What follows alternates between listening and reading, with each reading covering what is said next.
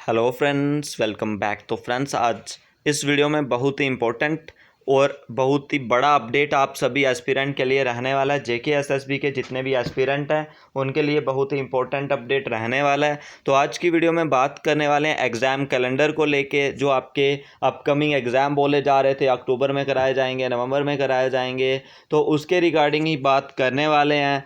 कोई भी एजेंसी नहीं लेगी जेके एसएसबी का एग्ज़ाम, तो क्या हुआ? एजेंसी ने मतलब एग्ज़ाम क्यों नहीं लेने हैं अब कोई भी एजेंसी?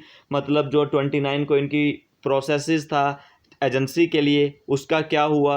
और इसी तरह जेके एसएसबी मतलब इनकॉम्पिटेंट अथॉरिटी जो बनते जा रही है डे बाय डे। पहले भी बहुत सारे ऐसे कार्य कर चुके हैं।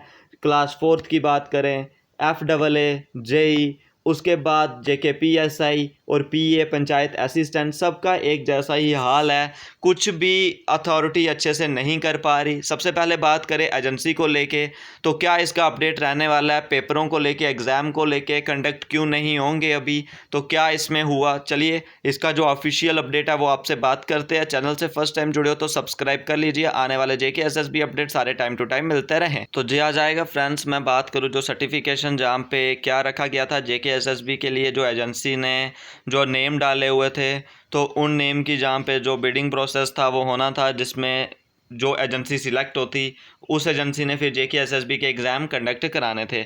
जहाँ पे देख सकते हो 4 एजेंसीज थी।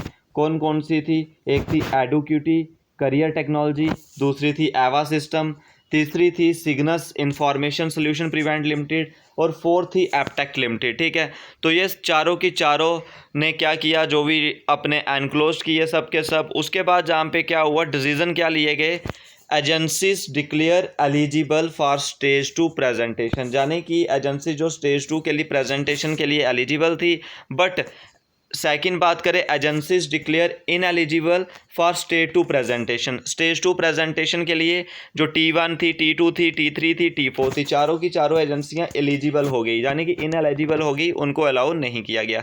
उसके बाद बात करें, the committee unanimously recommended cancellation of the current tender in view of deficient documents submitted by all of the above agency and recommended for inviting of the fresh tenders।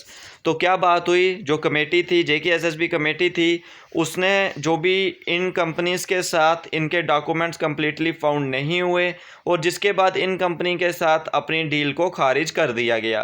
अब न्यू एजेंसी स्टैंडर्ड डालेंगी, उसी के बाद जहाँ पे कुछ होगा, meeting होगी companies के बीच और ऑफिस के बीच, जेके एसएसबी साहब के बीच, तो उन सब में रहेगा। उसके बाद ही जहाँ पे जो न्यू एग्ज़ाम डेट है, ऑनलाइन कंडक्ट कराने की जो डेट थी, जहाँ एग्ज़ाम न्यू दूसरे तरीके से कंडक्ट कराने की जो उम्मीद थी कैंडिडेट्स को in the month of October में, तो अभी तो वो कोई भी उसका नहीं लग रहा है। अभी इसमें फर्दर डिले होगा। अभी कोई न्यू एजेंसीज आएंगी, वो बिडिंग प्रोसेस में आएंगी, उसके बाद डेट्स आएंगे।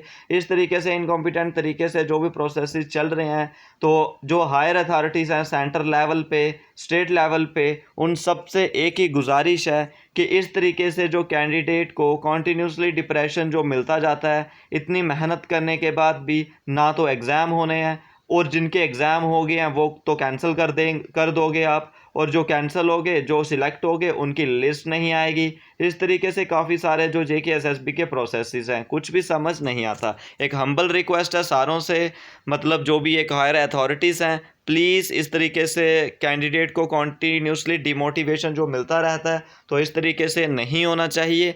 तो सबको एक मतलब सब कुछ जो कैंडिडेट के फेवर में होना चाहिए, जो जल्दी से जल्दी कुछ हमें गुड न्यूज़ सुनने को मिले। बट जेके एसएसबी इतनी इनकॉम्पिटेंट अथॉरिटी है कि कॉन्टीन्यूसली डिप्रेस्ड कंटिन्यू लगता रहता है। ये था जो आपके एग्ज़ाम को लेके था, कि एग्ज़ाम जो कंपनीज़ थी किसी की भी वेटिंग प्रोसेस जहाँ पे नहीं रहा।